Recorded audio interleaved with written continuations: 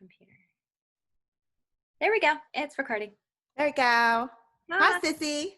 Hi, cutie. Thanks. Hi. I got my ribbon dress in the mail today. I'm actually wearing it. And it's I'll have to take a picture of it because I can't stand up and then show it because that'll fuck up my background. But it's I'll post a photo. Is this the one where you accidentally got two?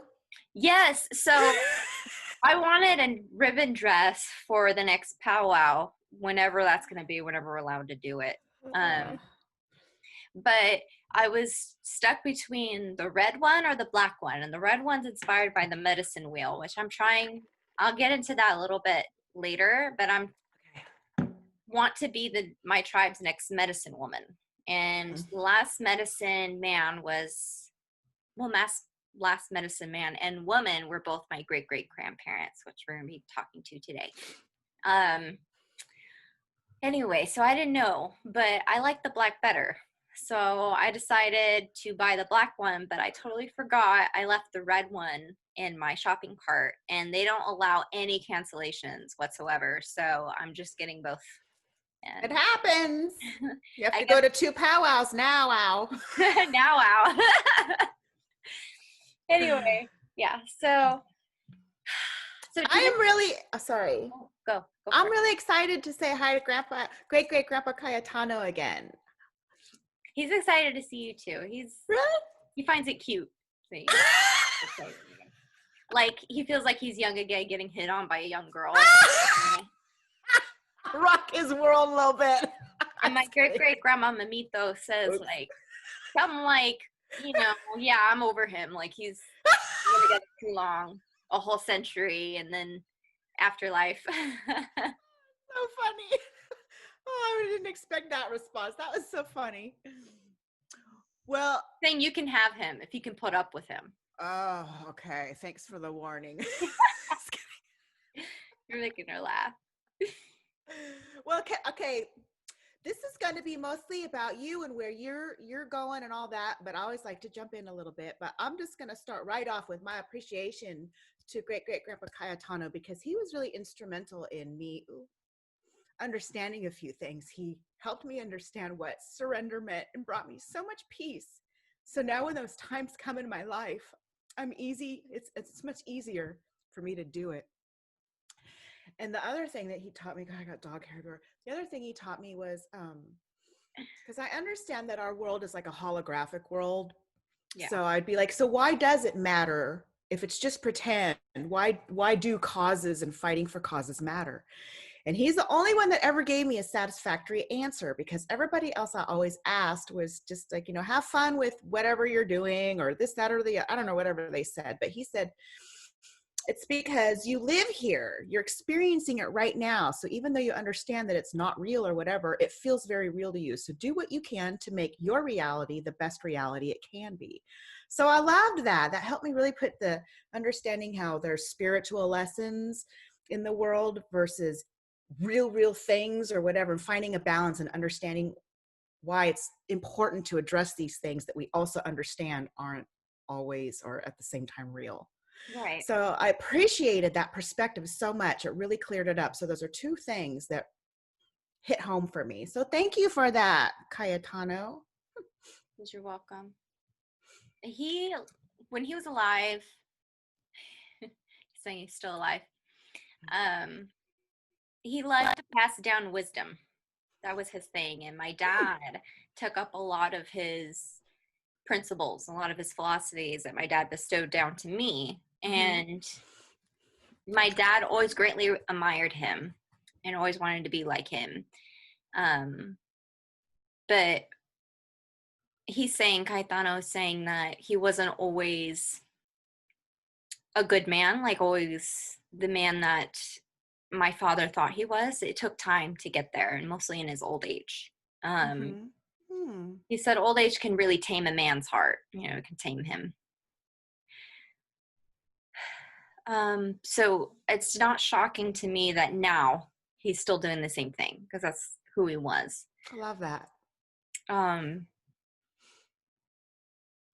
my grandma, Memito, she she was, people called her a helper, and she would help people. She would heal people.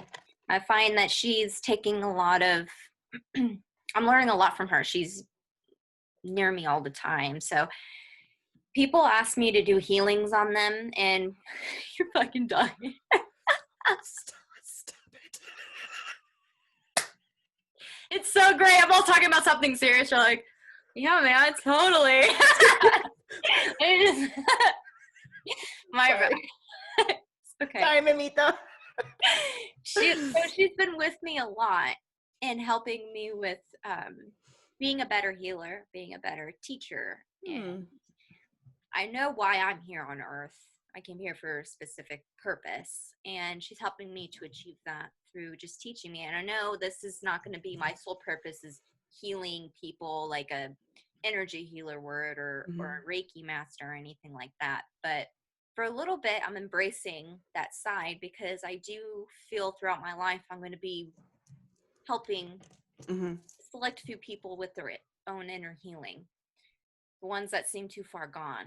And my first interest in that was when I was going to become a nun, and and the Catholic Church needed more exorcists, and I was wanting to become an exorcist for the Catholic Church. They're allowing women to do it for the first time because they were running short on priests who were willing to do it. Not because they're progressive. They just needed more help. Yeah, they do. Yeah, they're not that progressive. Anyway, desperate times. What I found from my experiences with that and studying that is that people who claim to be possessed by something, what I've always seen is that they're attacking themselves, and they're, even if it is something like an intelligent entity or whatever, the fact remains is that you open that door. Nothing happens without your permission. And I feel like you contract for it. I'm ready to have this experience. What entity wants to provide it for me? And I feel like when I was going through seeing people go through those experiences, I had this strong need to want to help them see that they had their own power. Yes. Because that was what really would vanquish whatever was going on permanently. Getting an exorcism done is really just a Band-Aid over the issue. Some people say, you need to ask for protection. Well, the fact that you believe you need to ask for protection, you're constantly going to have to keep doing that. External, yes. Yeah. Yes. So as long as you know that you're powerful in and of yourself, means nothing can fuck with you, even if it wanted to. Like, I've always been very protective. I've been very fortunate that I've never had a negative experience with a spirit before, even though I've grown up in a haunted house. I've been to several homes that are haunted or whatever. Everyone else gets experiences. Everyone else gets scratches or bit or some kind of like weird experience. And I'm just over here like, okay, nothing's happening to me. And sometimes I would even dare them. I'm kind of like, yeah, come at me. Nothing would happen because they can't, because I'm just too awesome. That's what Eric said. I said, what would happen if Heather and I went to the Amityville horror house? He was like, they'd love it. They'd have a great time with you guys because you wouldn't fear it. Yeah. Yeah, so I've been very fortunate. So some people will say, well, because you've never experienced it, so you'll never know. And I'm like, well, that's kind of true. But also, I had an experience years ago in 2014 where this house that I was really connected to was being demolished. And that house was known for being haunted. It's been on all sorts of like ghost hunting shows and stuff. And so I was absolutely devastated. And I don't know what my connection is to that house. I know it's past life related, but anyway, I was so angry and I was upset.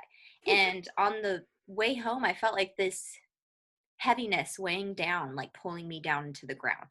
And it's something I've never felt before. And I knew something had attached to me, but I didn't care. I invited it. I was like, yeah, you and I were both pissed together. We can do this. You know what I'm saying? Come on.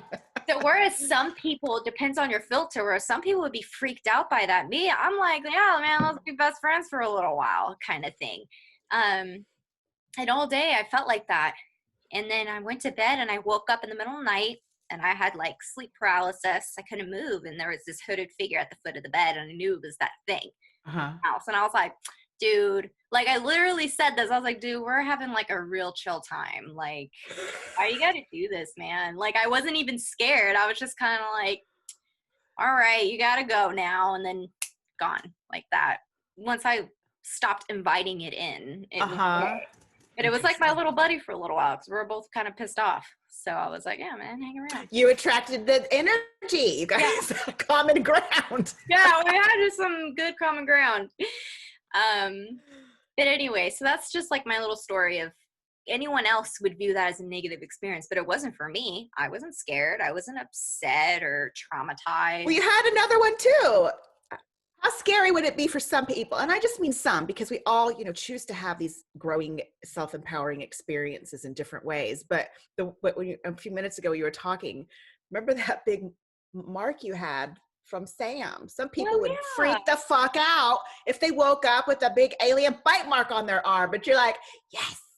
Yeah, no, it was a I got it. on my arm. It was a hickey. And I was like, hell yeah. Look at me getting some. I'm getting some. It is perspective, because that could be very scary to wake up with a mark. So realizing all that, what this leads to is me realizing, before I've always said you create your own reality, your perspective is everything, but actually fully taking that knowledge and really knowing it deep in your heart is a totally different experience. It's a totally different kind of knowing. Yes. And it's allowed me to have a form of powerful manifestation I've never had before. This doesn't mean I'm slow to the party or anything, because I've always voiced that philosophy. You create your own reality, but I'm taking it in a whole different way that adds like a whole new level to it. So I'm thinking there's no such thing as good or bad. It just is what it is. It's how you view it. So what we deem as good morals and good values to an alien who's completely opposite, they may see us as the bad guys. Right. They may see helping somebody by, if they fall down, asking them if they're okay and picking them up. We see that as good, but it's interfering with their path or whatever. Whatever their belief may be, just because you think it's good doesn't mean it is. It is to you, but it's not the truth. And really taking that in has shifted a whole new perspective for me. There's some other things that's been going on, and for a few years now, it's been hard for me to put into words, because right when I think I understand what's happening, another layer is peeled back, and I'm like, fuck, there's more to this than I thought it was. To break it down, it's really about me stepping into my power and stepping into the role that I came here to do. And all that boils down to working on my self-love. So without those things, it's just a lack of self-love. So really, to put it simply, it's that. But a few years ago, we did a Stardust event in October, and it was around that time where I was triggered down a path of stepping into my power, and I didn't even realize it. And it was like little droplets at a time. And there was a friend of mine who decided she didn't want to be my friend randomly out of the blue, and she just like totally ghosted me. And like one day we're fine, we're talking, the next day apparently I'm an evil person to her. So I don't know what happened. I still don't know what happened.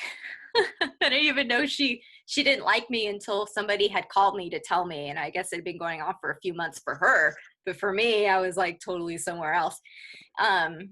Anyway, so what was important was for me to finally realize that I'm not at fault for that. Right. Finally taking in, because whenever someone wouldn't like me, this happens a lot, especially with women. They just, one day we're good friends, and the next day they just don't fucking like me. And I don't know, for years I struggled with, well, I must have done something wrong. I must have said something, done something, and I don't even realize it because I'm that much of a narcissistic asshole. I can't see when I do something wrong. Yeah. So it caused me to second guess everything I would say and every little thing I would do. I would always apologize immediately for just being who I was. And I had no idea how much of a toll that took, but it was like I was beating myself down. Like, you need to be this way because you're a shit person, and you need to be careful because you don't even realize how much of a shit person you are. because I just couldn't fathom somebody not liking me for no reason. And then, well, I know it's not for a reason. I know it's their thing and not about me. But for the first time, I took a step into thinking, no, this is not my fault. You Mhm. know, and it was the first time I ever thought that. And it was really hard for me to accept that, because my ego would come in and say, no, that's your ego trying to say it's not your fault because you don't want to be at blame and blah, blah, blah. So my ego was fighting against this other side of my ego that was like, you need to accept that it's not your fault. But then this other part, it's like my Well, I dad. know I do the same thing. It's true. And you're intellectually, something, but you're talking that core belief is a different story. You Right. really do battle. And, I've had to undo those same, mine weren't through girls, but through boys, but the same thing. It's not my fault. Do you feel this way sometimes, H? Like right now, it feels like a real bitter pill to swallow with the thing I'm going through right now. I feel like I have to admit I was wrong. And the thing I have to admit I was wrong about was my own feelings about myself. It really feels like I'm battling with, I told you so. I told you you weren't like that. And I'm having to swallow that because it's true. I'm not the way that those experiences made me feel. Does it feel like that at all? Like it's a bitter slice of humble pie you got to eat, or not In a necessarily? way, there it Yeah. is, and I'll get to that, but I think it's a little different. Yeah. Um, my dad, and this is knowledge passed down through our tribe, and I think other tribes have similar, analogies. But there's two wolves within you. You have your bad wolf and the good wolf, and they're constantly at battle with each other. And I really feel that's happening right now. Me too. And anyway, so that girl, she triggered that in me. It was something so small. She was only in my life for like less than a year, but for some reason it triggered me that much, and only because that was a wound that never healed. Mhm, And mhm. it was kind of like it kept happening one person after the other, and she was just the final, cherry on top that made it topple over. She was the King Kuba. Yeah, she was just, if I had my securities, her doing that wouldn't have meant anything at all. Right, exactly. And it would Yep. have just been like, okay, whatever, It wouldn't have meant anything to me, but you came with that history, so it's a big Yeah. deal. So it was a big deal. And I thought that that's what the whole lesson was just me finally not taking blame. Uh-huh. Well, it was, but there was way more to it. And the years kept coming where things kept being thrown at me. And it's not like, and this is where I'm at in my philosophy now. I don't think things are given to you exactly for you to experience them. I think it's because you already don't have that unhealed wound right there, that when Mhm, something happens to you, you seem triggered by it. And mhm. maybe it helps to believe the universe threw that at you, but it was really you that threw it at your damn self. Oh, By I think that's every single thing that ever happens to you is you either agreed to it or chose it. Nobody out there said, I'm going to give this to her. I said, hey, give it to me. Or somebody said, yeah, hey, will you do this for me? And you're like, yeah, I will. It's always you, always. exactly. And I think I also get into how there's a fine line between that philosophy too. But so that's where I was at, was just like I got to the point where I can't look at our YouTube comments or any comments really online, because I was always afraid someone was going to say something mean, something bad about me. And I would go so far as to say something bad about myself first before I would read the comments. I'm like, I would say something absolutely terrible about myself so I can beat them to the punch, Yeah. if they do say something bad. That way it would ease the pain a little bit, because nothing they could say could be as bad as what I just said to myself, kind of thing. And it was a defense mechanism, but it wasn't working, and it was Mhm. just pulling me down more. Right. And I've been going through therapy. My anxiety got way out of whack to the point I couldn't even leave the house. And there was a lot of stressors going on, like physical stuff, like finances and Mhm. and shit like that. I don't like my job, kind of thing, typical human shit. There was my Right. muggle stuff, but then I had more of the spiritual stuff going on, and I kind of just like toppled on top of each other. And I realized how ungrounded I really was. I thought I was grounded for a long time, but when you're not centered in yourself, that's what grounding really means. That's what I've learned, is that you're being centered within yourself. So you can go hug a tree if you want, but that's not really the solution.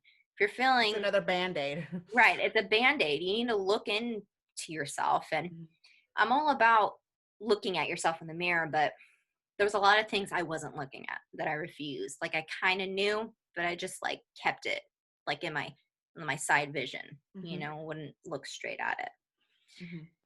Um, so I've taken a break from readings because I'm going through this. And so because I'm going through shit, I'm not going to be the best medium right now. So my filter's kind of out of whack. And I've learned that my mom too has a lot to do with my insecurity issues. And we talked about this months ago in a reading, and one of our last Stardust videos, I don't know, maybe last year, and I started crying because my mom triggered this response in me that I'm a bad person. Like, it's not what she's saying, but she always says, you come off so insensitive. You're callous. You're cavalier about things. She said, you need to work on your delivery if that's how you really feel about things, if you're more compassionate. She's the reason why. She's the root cause, like the one that started it. It's still my fault that I allowed her to have that power over me. That's my fault. She's just being the best human she can be because she has her own unhealed wounds. But she provided you with that experience, because my dad said something fucked up to me. My dad's such a good man, but I'm like, his higher self told him to say this to me, to have that trigger. This is an intentional trigger, I feel like, when your mom says this. Yeah, I know she has her own problems, so I'm not placing blame on her at all. Right. My shit's my shit. Right. Her triggering me like that tells me I've got my shit, and exactly. I work on it rather than get mad at her and be like, well, perfect, she did this and did that, So I'm still recognizing where it started, but placing the blame on her and recognizing it, that's only the first step. Now I got to heal it. I have to stop apologizing for who I am. I always got insecure with friends or relationships that they're going to leave me. I have abandonment issues, and that's starting to go away. I haven't asked anyone in a while if they like me still or not, because I have come to such a great place where I don't give a flying fuck if you don't like me anymore, because I like myself that much right now that if you don't like me, I know that's not about me. That's about you. And we know that philosophy already, but to really take that in, yes, as a fact, is totally fucking different. Yes. So when someone doesn't like me, I'm like, boo, you keep doing you, because that's not about me. There's something about you don't like. And exactly. That's not my problem. How you feel about me is not my responsibility. So really getting there, as working on my self-love has been key. And for a while there too, I got to the point where I didn't recognize who I was anymore. I felt like I was shifting, like I had changed. I posted this on Stardust where I'm like, this is not an ungrounded feeling. This is different. So this is like, I feel like a new me's coming in, and like a walk in, walk out situation. I still feel like that. I don't recognize the Heather that was from even the beginning of this year, like in February. I feel like that one left. She's gone. She's dead. Like she left the building, and there's this new one that's in. And some people I've noticed don't like me as much anymore because I'm much more outspoken and I stand up for myself. I'm done being diplomatic. I'm done being humble about things that I don't need to be humble about. Right. And, some people are going to say she comes off as a bitch. And if that's your reaction to me, you need to ask yourself why, because it's not about me, because I am not a bitch. Right. I'm so proud of you. Listen to you. Aww. I know. I've come a long way, and that's where I've been, and that's currently where I'm still headed. Like, I'm not done with this yet. There's still more layers to peel back, but I can see the light at the end, and so I can finally put into words what I've been through. So I really do feel like I'm a different person. Like, I don't recognize the other. It's so funny because, I'm doing my own solo videos and I have the same verbiage. I don't recognize this person and I don't recognize that person. And I'm trying to, integrate those two foreigners into this new person or whatever it is, but I'm having the same dialogues as you are right now. That's funny. Well, it's not really funny because we do this all the time in our own ways. So I know that I'm becoming the best person I need to be that healer, to be that teacher, which is what I was talking about earlier. I'm here. People like to feel significant. I know why I'm here is really no different why anyone else is here. So, but we have that need to feel like we're here for some special cause or whatever to give our life meaning, and that's fine. I make it sound so like I put it down, the idea. Right. If you need to think you're important, go ahead. Go ahead, fuck it, But yeah, that's where I'm at, and I'm really proud of myself for the strides. I'm proud of you too. I really am. And the journey that you've been on, I've been privy to it because I am your friend. So you've struggled a lot with your insecurities about me. I've been that kind of friend rock for you. Yeah. So, oh yeah, yay, my sweet girl's getting there. I'm so glad for your heart because, you're getting on the other side of it now, and you can see that it is just insecurity. And I'm not mocking it at all, but I'm going to say it's nonsense to feel that way about yourself because it's not true. Right. So it's really nice to see that, my baby girl's growing up. I know. Sometimes some things still bug me. Of course. Like when someone has a different opinion or somebody just like doesn't agree with me. So instead of getting mad at them, and a lot of people I've noticed in the spiritual community will be like, I'm doing the inner work, but they kind of stop halfway there. They kind of like, well, it's because this person doesn't agree with me and I believe in this and you think it's good. That's where you stop. Right. Find out why that triggers you. Yeah. You need to go further than that. It doesn't stop at that. It's not that person's fault. They're not the bad person. They're not wrong. Right. They're not any of that just because you don't agree with each other.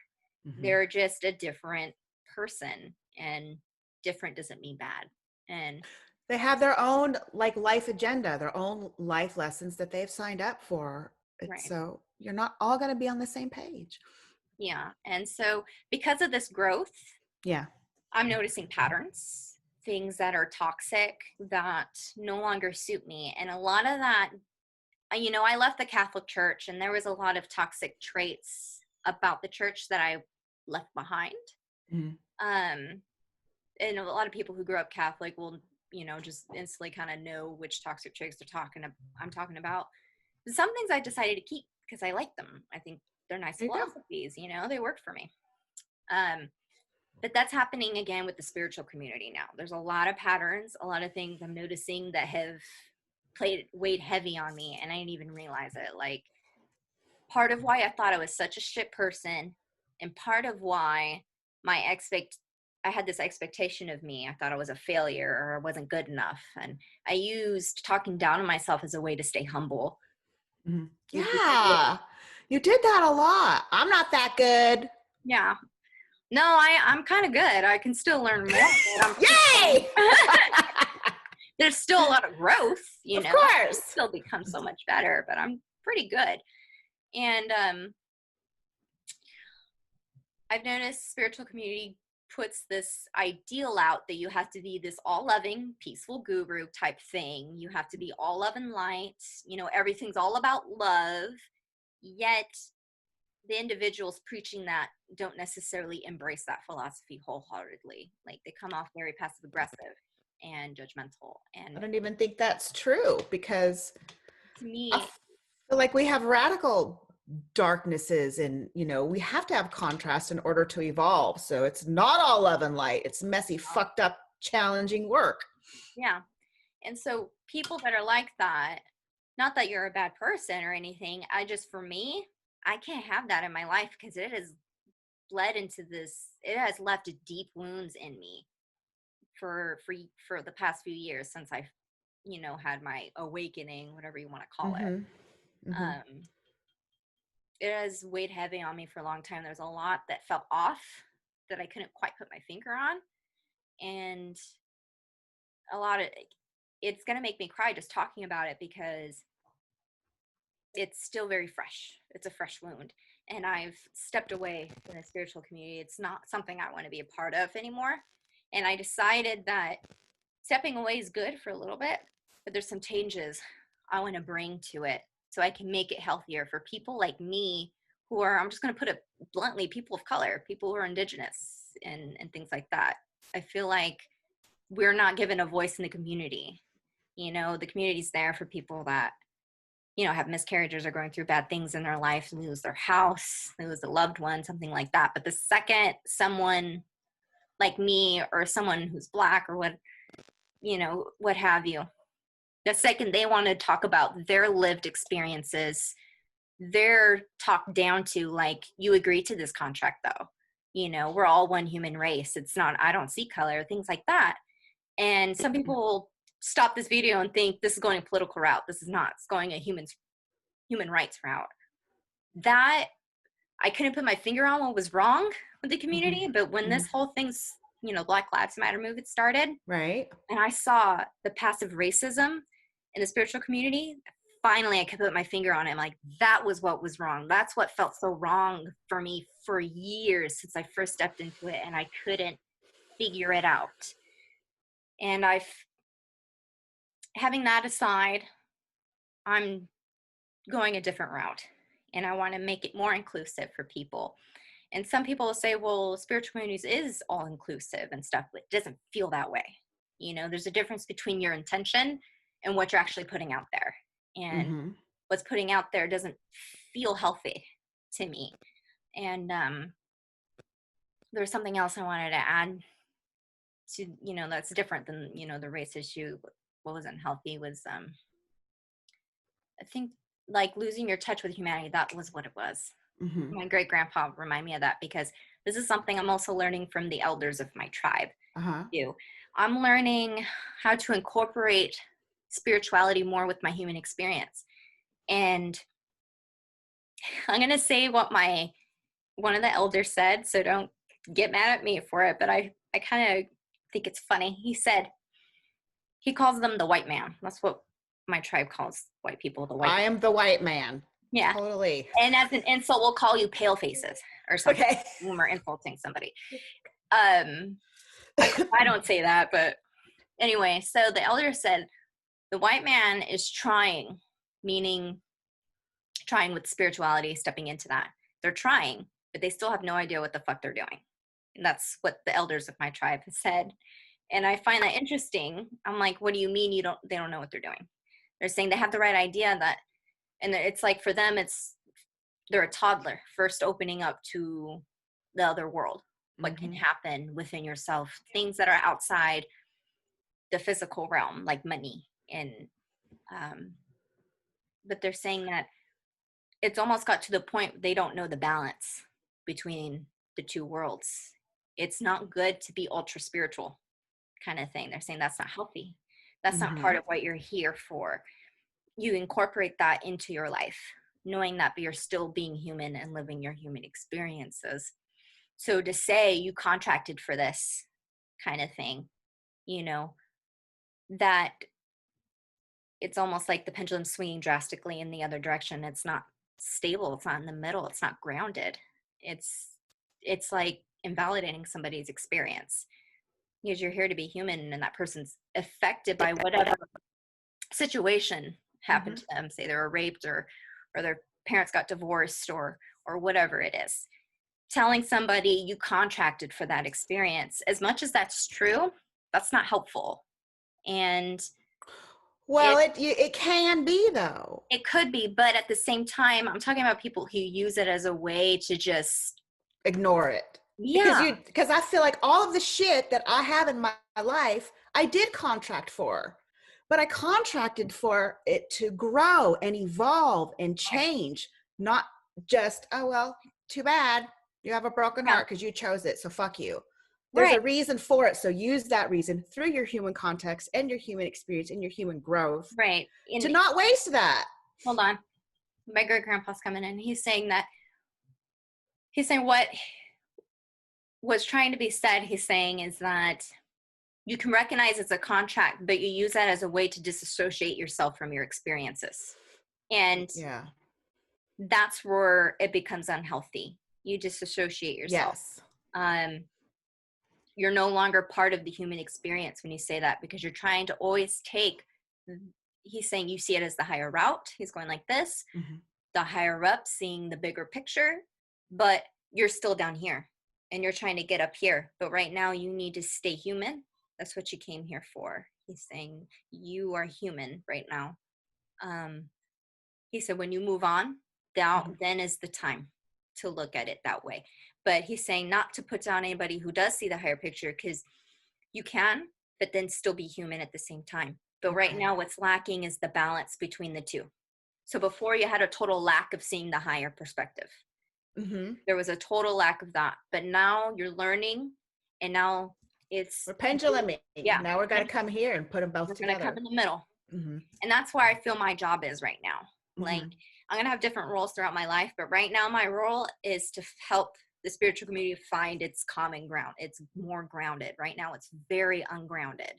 And see, just for perspective, you can take this particular thing of spirituality being here and humanity being here and coming in the middle, but your particular way in which to change, evolve, grow, help is through this, I don't want to say an inappropriate word, but the non-white people that you're including in, your project or whatever.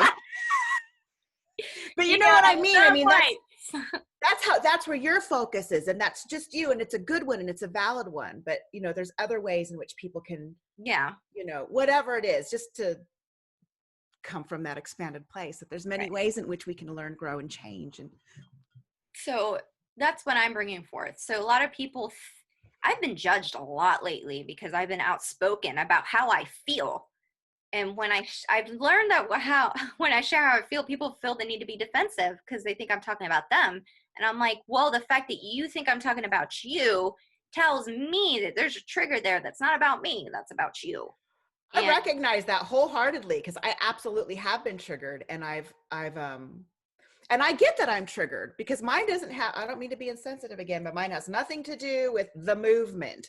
Right. Mine is about feeling like I'm covered in that blanket statement of having to ditch spirituality because it's not good for you anymore. And I'm like, I'm part of the spiritual community. I don't fit in there. Maybe I do in your eyes, but I'm getting defensive, and I'm not even asking for an explanation or anything else, just pointing out that that's my trigger. Even I have one in this thing. And so when I have a trigger, I recognize that it's me. And it's not I'm not saying Heather's such a dick to me. It's not that at all. It's like, I'm being triggered. So I have to decide, when I see all this stuff going on the internet, do I want to put my energy into this and make a comment? Because then that is attached to me and I belong to it. So how big of a trigger is this? Is it something I need to process, or is it something that I can just move on from because I'm done with that or whatever? But you're absolutely right. When you're triggered, people want to be on the defense and explain their side of the story. Yeah. And they want to be understood and validated too, rather than just recognize that they have a trigger. Yeah. So yeah, exactly. They feel the need to say, something when I'm sharing my feelings. I'm like, I'm sorry. When someone's sharing their feelings, you don't get to decide any of that. I'm sorry. Right. That's like saying, I'm sorry. I was really upset. I've been really sad. My boyfriend left me. I'm just so heartbroken. Someone being like, well, my boyfriend's still with me. That doesn't mean that he's going to leave me. Making it about you. I'm like, I'm sorry. Yes. I'm sharing my feelings right now. Right. I get it. Yes. So, and some people say, well, it's because you're coming off accusatorily. I'm like, no, I'm not. My heart was in this place when I said this. You took it that way. That's your responsibility. It's not my responsibility to make you feel comfortable. And some people are not going to agree with this. And you need to ask yourself why, because it's not my problem, kind of thing. Like, I'm here to heal. Yes. Part of my healing is making you realize your part in your own life, in your own manifestations, in your own feelings. You can't control what happens to you, but you can control how you choose to respond to it. I always feel like that, even if there's something like when I do my messages, my stories, I feel like, even if you don't resonate with any of this and you think I'm full of shit, at least they'll give you a starting point to figure out what you do believe and what does feel comfortable. So these triggers that you are creating, whether, people respond positively, negative, whatever, it's getting them thinking, and it's getting them to process the whole thing. Right. So Yeah. there's your part in the spiritual community. Yeah. You're rejecting. I'm just kidding. I'm leaving the old stuff. I'm leaving the old behind and embrace the new. So I haven't Yeah. I just left the old one. And not to say old is bad. The other one, I guess. The other one. There you go. There you go. Because they're on our levels. It just is what it is. But that's my spiritual journey, and I know I'm swinging drastically to one side. I was warned by I forget his name. Fuck. Ramon. Ramon's the name of the elders. He said that I'm going to swing drastically to one side and I'm going to become the bullheaded one. Like, you're becoming that. And I can see myself becoming that. But I know I have to be, because for so long I was on the other side. Your blue chakra is going to get loud. It's going to get loud. So be prepared, everybody, because it's about me with that one. You know, Heather had to hear me yell at her for months because I was mad at everybody else. So yeah, I'm exercising that blue chakra. It's gonna be great. Uh-oh. It's gonna be great. You guys, some of you guys are gonna hate me. It's gonna be great. You're gonna love it. But I'm so proud of you. You know, we do these oh, sorry. You cut out, sorry. Go. No, go. So I've come together with a group of people. Ooh. And some of them are in Stardust, and we created a new Facebook group called the Spiritual Revolution. Oh. And our mission statement, some of them work in like this nonprofit educational organization, and so some of them were like getting us real organized, like, what's our mission statement? I'm like, I've never thought of having that. I just thought a place for the non-white people. Just kidding. No, it's not actually. Shit, I had it written down, but whatever. It's a great problem for people. Shit, I need my notebook. Hold on. Oh, go get it. Oh, see, you can see my script. I saw your ribbons. Oh, that's cute. Yeah. Fuck. I don't have my notebook on me. I don't know where I put it. Oh, here it is. Okay, pull your thing down too. Just a little bit. There you go. There you go. You guys see, I use a blanket now. Like it wasn't obvious before. So I can't remember word for word, but the mission statement is a community dedicated to diversity, inclusion, and accessibility for those whose voices are not often heard in the spiritual community. So like me, you know, people who, you don't have to be Black, Indigenous, or a person of color to be in this group. You can be an ally. You could be somebody who who doesn't make a lot of money, and they want to learn and they still want to grow. But a lot of these like classes you have to take, say you want to be a Reiki master, or you want to learn channeling or energy healing or whatever it is, those classes are so expensive to the point they're inaccessible for someone like me. And a lot of time poverty is aligned with your skin color as well. So that's not a coincidence. That's just how it is. So that's why we're creating that group, is to allow an open space to talk about your lived experiences, whether that's a cultural discrimination, racial, or if it's just about like, this is what's going on in my life. It's a place to allow people of all different beliefs and systems to come together to learn about their traditions and to teach others about their cultural traditions, their spiritual cultural traditions. That's so cool. Yeah, it's a place to open the door for that. Some people have told me, well, you need to come from a loving place about all this. And I am.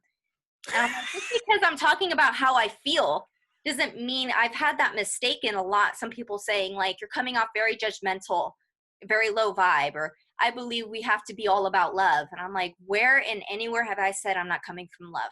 I'm sharing about my feelings, which may come off a little angry because I am angry, but that doesn't mean that I'm throwing shade at anybody or that I'm judging anybody. I'm sharing my feelings.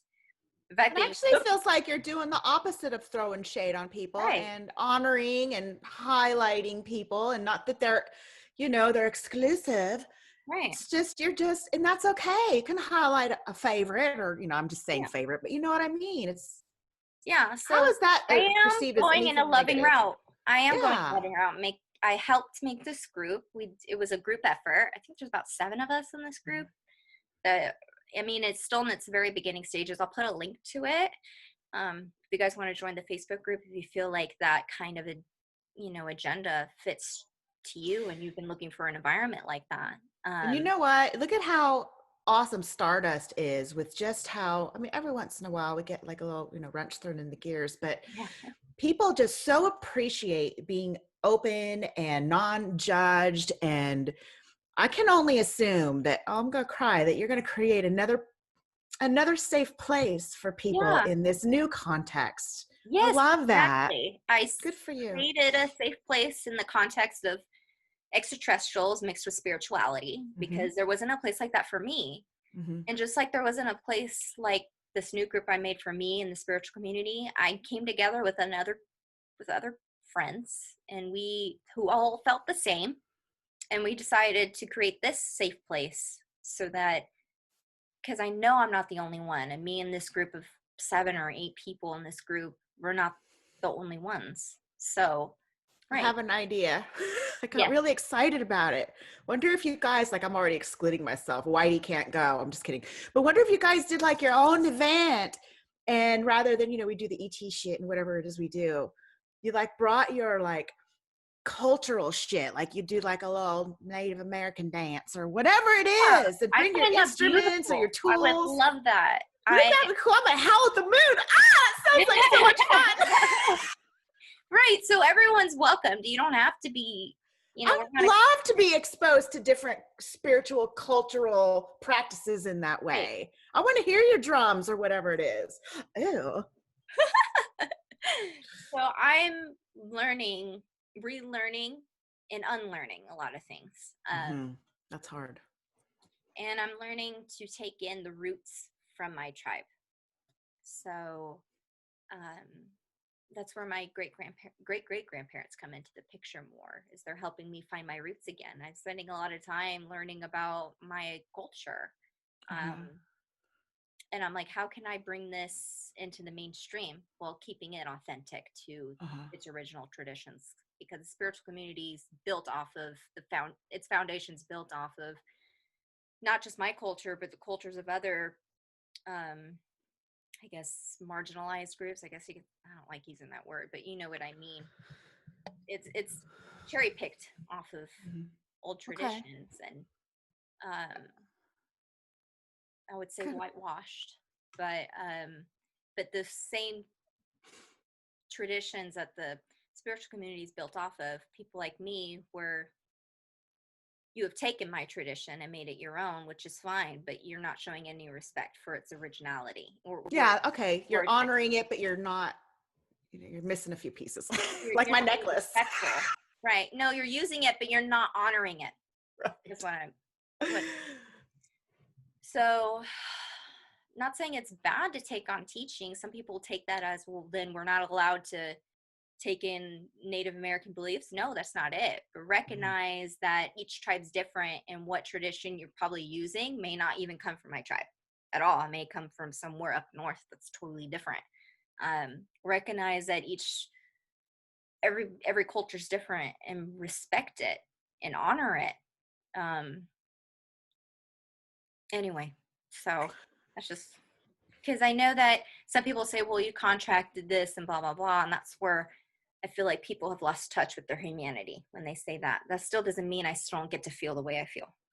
I feel like you did. Well, my interpretation would be, I absolutely contracted that because I'm meant to do something with this. I feel these strong ties for a reason, and I'm going to do something about it. It's not just random. There is a reason for it. Right. But I'm saying when people say they contract to do that, they say that in a passive way, like, oh, shut up. Right. Yeah. Get over it. It's what you signed up for. Yeah. Right. No. Or they're saying they're placing blame. It's, even though, yeah.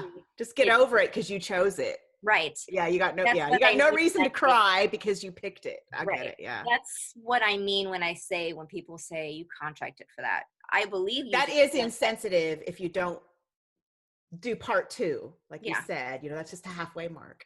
Right. You know what? How can I ask Grandpa? Oh my God. Yes, I've been talking for like an hour, so we need to get to the. Okay. Well, I am going to make it a little bit about me this time, because I've been curious for a while. I see that you have these strong ties to your ancestors, your traditions. I've never spoken about any of my anything. Okay. I don't even know what I'm just a generic white girl. I have no idea what kind of heritage I have or whatever. And I'm wondering, Grandpa, if why that is. Why am I so like, do I not care? He's saying it's not that you don't care. You just don't care about it for yourself, which is different than not caring about other people's nationalities. And That's true. he Is said it if just you would like, you can embrace it, but that's just not where your heart is. And you shouldn't blame yourself that your heart's not where it is, not where it's currently lying, he's saying. yeah. And just like some people can be native and not participate in any of the cultural traditions, like I did for the longest time, I didn't really do that. He's saying, we talked about this too, with that your blood has nothing to do with, it does, but when it comes to your spirit, it has nothing to do with your skin color or the actual blood that runs through your veins. We've touched on this. I talked to my tribe about this because I'm like, what about those people that are like 1/24th Cherokee or whatever? Are they actual native? You know, some people feel like it's not, you know, it's not true. And I was told that it has nothing to do with blood, it has to do with your spirit. And that you could be a full-blooded native and betray your kind, betray your kin, your whole family, turn your back on them. That's what I mean by betray, turn your back on them. And you could be 1/24th or 184th, whatever, and still have more native spirit than someone who's full-blooded. So it has to do with your spirit. Okay. It just doesn't feel important to me right now because, you know, I got enough on my plate. Right. He's saying that it doesn't matter for you. I feel like you're Mexican with like some Italian in there. Really? Mexican? Yeah. Interesting. Pizza and tacos, that explains everything. How funny. Italian and like some other European, but yeah. I'm more interested in like the soul genealogy. That's where my passion lies. Yeah. But I did for a while feel negligent. It's like, why am I not getting more into this? And then I realized if I'm not, then I'm not. And I got to let myself not feel like a dick for not jumping on Heather's train. Everybody has their own path. Mine's a more direct action type path with this because it's still, it needs to be, people need to address it. It needs to be obviously an issue. But the people that don't take direct action, but they can still help by working on themselves. Because how we achieve world peace, I believe, is by conquering self-love. Because once you love yourself, it's like you got no reason to be a dick to anybody ever. Right. You love yourself, you love everybody else, and that's ultimately all we need. You can help by doing that. You don't have to take direct action like me. I'm taking direct action for people that will and that won't or never will look at themselves in any kind of way. Because change still needs to happen. I agree. And I agree. Yeah. There's something else I was going to say in regards to that, but I lost my train of thought. I'm taking more direct action, I guess, and that's okay. Not only that, I got to give you some props because you're not just taking more direct action. And I don't know how comfortable you'll feel with this, but you're kind of leading the way, and you're sitting here again being a little bit self-deprecating about I'm like a girl of color and I don't get say so, but I don't think you realize how much influence you have on people, color or not color. And I don't mean to like take that away from you. Yeah. You have so much influence. And so this journey that you're taking, this new endeavor that's been building within you is so noble and honorable and scary and brave. And I'm so proud of you. I'm such a grown up. I get scared sometimes and I wish I could stop. You know, like it would be so much safer if I didn't say anything. It would be safer to my ego. But yes, exactly. That's what I say. I feel like I have the choice to not continue on my path. I can choose to stop, the balls that are rolling right now, but I can do that. But why? I want to grow and I want to evolve. So I want to push through it despite my fears. So, that's I what see I was that saying. in you too. My direct action is helping with healing of the past.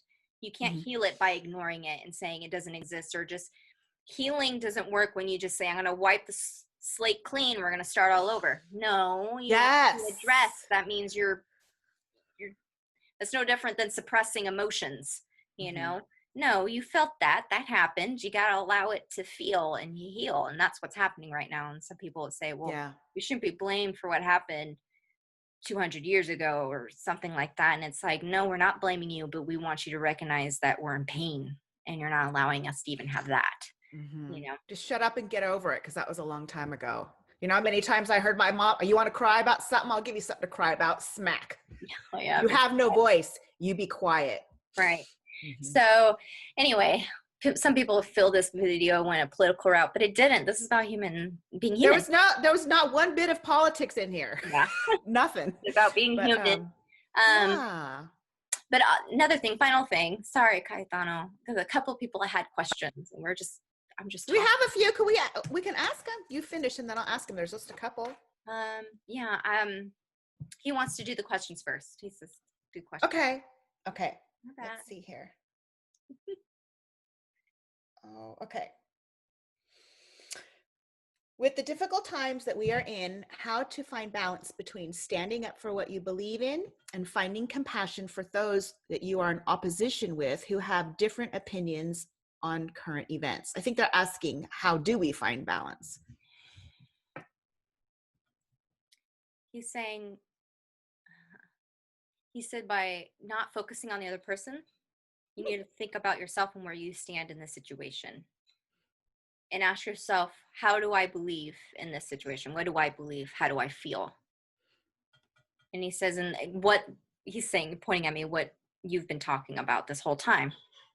Address your why, for why you feel this triggered. He's saying, I don't like the word triggered. He said, for why you feel pulled to feel a certain way. Because someone else's different opinions of you or of a situation has nothing to do with them. It has everything to do with you and where you stand. And he says, and it goes farther back than saying, this is what I believe in, though. This is what I believe to be morally right. He said, you can believe something's morally right and never be responsive to somebody who believes in something different. If you stand firm in yourself and the value of yourself, he doesn't say self-love, he says the value of yourself, you wouldn't be so easily pulled by somebody. That's his answer to that. I like the way he talks. He got away with words, Grandpa. Okay. Well, Laura, I don't know if this is, maybe she's looking for a suggestion. She says that she keeps herself out of social distancing through habit, but she wants to be more social and she needs a big nudge. Do you have a way in which Laura might be nudged to be more social? Wait, he's talking about, hold on, he's using an analogy. It's one of his favorite things to do. He says, your heart is in it, but your brain is not. He's saying, so your brain controls your actions. Your actions do not meet your heart. And he says that, I don't know how much I agree with this answer, but. Okay. Go ahead, it's his. We can filter it later. He says that you have to ask yourself why there's that separation between your heart and your mind, because that's where the real issue is, because you'll keep having these situations where you want to do something, but then you never act on it. And that's a different, deeply rooted issue than that. And he's saying, I don't even want to say issue because it makes it sound like this is huge problem in your life. He's saying it's not. He said some people solve that by just doing. They just do it right when they think it. But it leaves no room for relaxation to calm the mind and calm the heart down, because you can't. Because if you stop, you lose your momentum. So he says to find what it is about why you feel you need to be social and why you're not acting on it. What are the drawbacks for you? And he's saying that's where you'll find the why for your social. I'm having a hard time believing that the girl that runs around the desert in a silver spacesuit has problems being social. She's working on it. I love that girl. Okay, here's another question. This is from Hannah. I've been in the process of healing for what seems like forever, but I'm getting better. I recently found myself in a rut though, and sometimes I just feel like I'm frozen or stuck in place because I can't seem to move forward on anything. And if there was any advice to be giving on that, I would much appreciate it. She gets stuck. I've been Talking stuck. about how this kind of sounds put downish, but he's talking about how simple all of these problems are, from his perspective. They're always easy from up there. Yeah. He's when she said that it feels like I've been healing forever, he said, you are healing forever. You're an ever Good point. That's true. He said, instead of looking at it as a goal that needs to be won, instead learn to enjoy the current space you're at, because that's where you're at. You feel you're stuck because there's a goal you have in mind, expectation you feel you need to reach, even if you can't fully form that thought or that belief. Because you're not there yet, you feel you're in a rut and you're stuck. He said, but you're not. That's you telling yourself you are, because you haven't met this expectation of yours. He said that you're never going to stop evolving and growing as long as you're here. Or even when you're where I'm at, I'm still growing and evolving. Slower now, because when alive, you learn a lot more. But he says that accept the fact you're always going to be learning and growing. One thing will be healed, but the next will need to follow suit. So if anything, you can think of this as your break time between. There you go. So learn to enjoy the journey rather than the destination. That's exactly how I felt. I say the same thing. I'm stagnant. And girl, you just be careful what you wish for. I mean, my guides had to knock me out with surgeries to get me to slow down. And I was like, I'm bored. Well, that shit picked back up and I went crazy again. So it is a constant evolution. And when you have that downtime, appreciate being bored, because you're not going to stay bored. School will be back in session before you know it. So he's saying to learn to appreciate the journey you're on. So staying present, which is what he's saying. Learn to find the joy in where you're at now. Right. Find the joy in being bored. Naps, Sunday drives on a Friday, whatever it is. I just did drugs. Yeah, drugs. That's always for me. So is that all the questions, or were there more? One more. I really like when you included your relatives before, as you can get a sense of the wisdom that comes from old souls. During all this craziness going on, I have a hard time connecting and hearing my guides. I'm not great at meditating. So what are some other ideas to plug back into that spirituality? And what can we do to cleanse out the vibes that are not serving us well right now?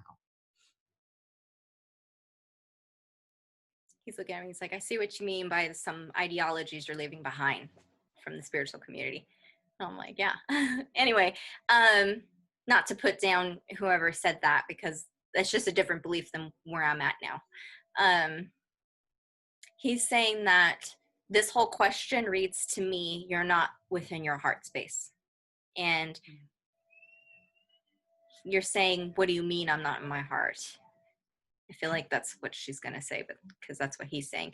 Hold on. He's quiet now. He's waiting for me to relax. Sorry. Sometimes he disciplines me like a parent, like your dad would. Okay. He said it's not about the meditation. It's not about letting go of bad vibes, because no vibes are bad for you. They're just things that you're feeling that you can let go of if you want to. He's saying that you're not in your heart. All these questions you're asking, you're not connected to yourself. You're connected to your mind, and you know what you want, but knowing what you want is different than really being in the heart, being centered. So you need to step back and ask yourself, what would feed my soul? He said it's different than what would feed the heart and bring it joy. What would feed the soul, your soul? What would make it good?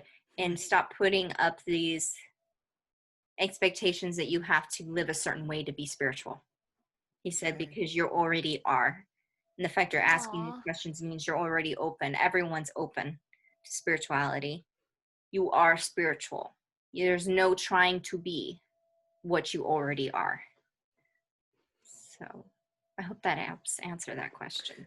That sounds very much like a message from spirit, and I'm going to go ahead and double that. It sounds like an answer from a very wise native spirit. Nice and vague. He's saying that's where the imbalance is coming from, and the whole of the spiritual community. You're trying to be spiritual, but only because you felt such a lack for that for centuries. He said the white man has. Mm-hmm. There was none of that, but now you're embracing it. And he says, and as beautiful and as great as that is, now it's time to hone in what you've learned and make it part of the human experience, make it more balanced. You're not trying to be spiritual. Mm-hmm. Somebody says you're not very spiritual when you say this or do that. No, it is very spiritual. He's saying, because you're a spiritual being. And he said, really taking that in is different. Mm-hmm. He's saying being spiritual is different than being an actual spiritual being, because in the community, being spiritual is adhering to a type of ideology, mm-hmm. a type of belief or behavior you believe that should be that way.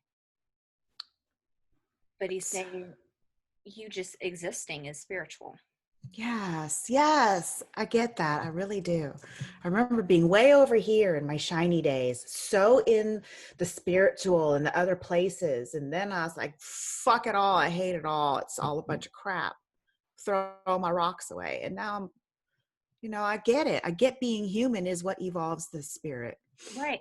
That's what evolves the spirit. He's saying it's not about how do I be spiritual? How can I be human? He's saying, ask yourself that. Ooh, I did a smart. He's saying, so you're going to come to a time, he said, this is where the next growth is coming in. You're coming into a time where people are going to ask themselves the different question of how can I be spiritual? How can I be human? And that's going to help heal everyone from expectation, but also heal humanity in of itself, making it more wholesome. The whole spiritual ideology is making it more wholesome and grounded. And he said, and then a new wave will hit and you'll grow from there. But right now, this is where everyone's slowly. We're way over here. Not everyone, he's saying, because not everyone's on the same path. But you're seeing a new wave develop, is all he's saying. Thank you. Yeah, I think that's interesting. My chair is so squeaky today.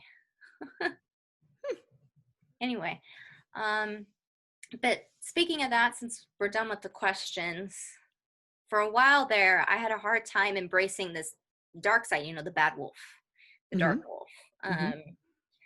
Because in the spiritual community, you're supposed to be all loving, all light, no judgment, none of, you weren't allowed to be human. You had to be this. I never saw that part of it. I really didn't, but keep going. Well, it's how I saw it. And not every day, not everywhere, but there's some people that really embodied that. And I was put down by them when I would even be human, even a little bit. And so there was a disconnection there. And I remember I was, I'm going to say this on all live, on public, but for the first time ever, I did ecstasy, like a month ago or something. I've never done like a drug like that before.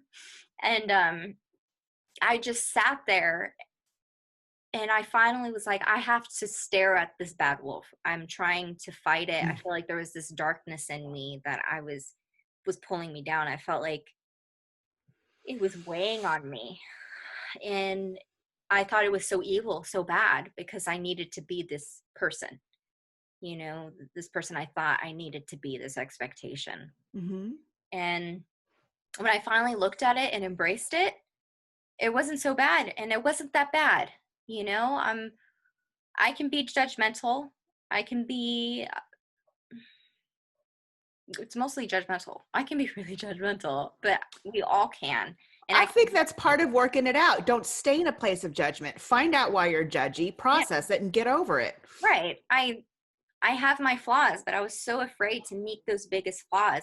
And by not facing them, I wasn't loving myself because I was ashamed of those things, those characteristics about me, to the point that I refused to look at them. So there was half of me I wasn't even looking at. I always wanted to see the good sides. And that's good, but you need to look at your bad sides and recognize them as not really bad. That's the best word I have. They're just part of you. You have to learn to love that part of you too. So I'm embracing it and I'm loving it, because it'll eventually go away as long as I continue to show it love. Don't deny it. It's Right. part of you. If I you, can't you keep know, running it's the away from shadow it. work, you know, I like to find the light behind the dark. I say that all the time. It's there. Yeah. So you can't be all love and light. This is not what this is about. Otherwise, Right. we just stay over there. Yeah. People have lost that. So doing, and I did shrooms too for the first time. I do not like shrooms. I've learned I get very irritated and angry when I'm on Really? it. Yeah. It just makes me piss the fuck off. I'm like, That's like a solitary trip for me. You just got to go be by yourself and I do laugh at the yoga stack when of I'm on crackers. it. I do yoga because I'm so agitated. I have to do something. So Weird. I know. So anyway, but when I was on it, it was like I had this whole life flash before my eyes, and I knew everything that would happen, all the major events, major milestones in Wow. my life. I saw them like really quickly leading up till I get shot in the back of the head. Now I know why I'm going to get shot in the back of the Oh, head. tell me. I've been thinking about that. It's because it's part of what I'm doing now, standing Yeah. up and being vocal. And some people are really not going to like it. They're just, that's to put it simply, but there's a lot more. This is the path I'm going down because I'm helping to heal this part of humanity, Mm-hmm. but Mm-hmm. I'm going to move on to healing different parts. So later on. So right now I'm healing the spiritual community because there's some cracks in it that need to be healed. Not that it's all broken. That's not to say the whole thing's wretched and poisoned, but there are some cracks that need to be taken care of. And I'm there to help with some of those cracks, not all of them, because some of them I'm not pulled towards. Right. Exactly. Some people would feel pulled towards other things, other issues that are wrong with it, and they want to help heal it. But I'm going to move away from, I'm going to take eventually everything I learned from spirituality, and I'm taking it into more of my human experience, making it mesh well and bleed in together well into one thing. And I'm going to move on. Eventually I'm not going to be as involved, and not that I'm not going to do Stardust. It's just that because I see me doing events still once a year with you guys, but I'm going to be more focused on a different path of healing. And I know that deals with my books and my writing, and it's going to be more of the Muggle world that I'm going to be working on next. So I'm excited for it, and I feel like it's coming up really soon. I feel like this is my last big thing I'm going to do with the spiritual community before I move on. It's the last thing I'll create for the spiritual community is this Facebook group. And I really do feel like I'm moving on to the next thing after that. And it'll be great. It'll be fun. Grandpa, is this the separation that Heather and I were going to be in, or not yet? Is it really? I was so scared of it. Huh? But it's not as bad as you might think. You two will always be friends. He's saying that you're going to find a newfound friendship for one another that's outside spiritual community, but it's going to take time to find the footing. But it will be exciting. So he said to think of it as an adventure rather than something ending. He's saying that like it feels like I'm going to come visit you a lot all the time. I'm just going to be with you all the time. We're never going to live near each other. We need an excuse to travel. Yeah. Yeah, but I come to see you a lot. But I can't live without this girl, so help us, Grandpa. As well. But yeah, but seeing my life flash before my eyes. That's trippy. And you know what? I was so gung-ho about being your kid. Then I thought, I'll finally get a mama that loves me, and she's going to go and get herself shot. I'm having some about 17 or 18 when I die. So like right into her adult years. That's when I go. Wow. But like some people will be like, oh, that won't happen. It needs to happen is what's taking place. It needs to happen. And unless humanity makes a whole 180, then because every action has a purpose. My death will have a purpose. So Right. if I died any other way, it wouldn't have as much of an impact as it would. Damn martyr. Yeah, I guess. And it could be my ego. And, you know, I'm saying like, oh, it's just my ego. But I've been having visions and dreams about this since I was like 4 or 5 years old. So I feel like it's not my ego. I know. It's Real. trippy. You know, we joke about it, but it's oh, I'll be it's not fine. going to be funny when it happens. I'll be alive for a little bit, even after I get shot. You Oh, know, fuck maybe like, that. You should just die right away. Change that part. Just well, I've experienced it in every which way. Like, I know what it's going to feel like kidding. and everything. And I feel like it's so I don't become scared when it does happen. Yeah, that makes sense, huh? God, that's trippy. That's so fucking weird. Because I remember I get shot, and then one time I could feel the blood draining out of my head and how cold and numbing it feels. Wow. And it's always in the same spot. And it happens to be where I have a birthmark too. So From the last time you got shot there. yeah, all last time.